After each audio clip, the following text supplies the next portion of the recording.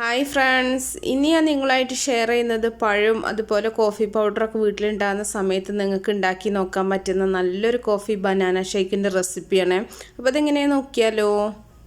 ആദ്യം തന്നെ ഒരു മിക്സിയുടെ ജാർ എടുത്തിട്ട് അതിലേക്ക് ഞാൻ ഒരു പഴം ഒന്ന് കഷ്ണങ്ങളാക്കി ഇട്ട് കൊടുക്കുന്നുണ്ട്.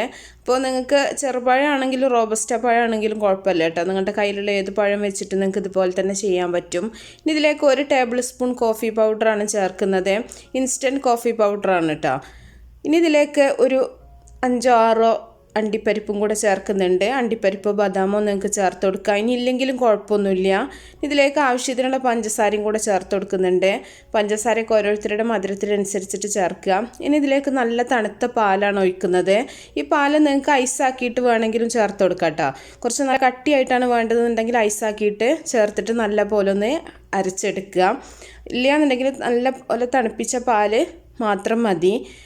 ഇനി നമുക്കിതൊരു ഗ്ലാസ്സിലേക്ക് സെർവ് ചെയ്യാം. അപ്പോൾ നല്ല ടേസ്റ്റാണ്, നല്ലൊരു ടേസ്റ്റാണ്. ബനാനയും കോഫി നല്ലൊരു കോമ്പിനേഷനാണ്.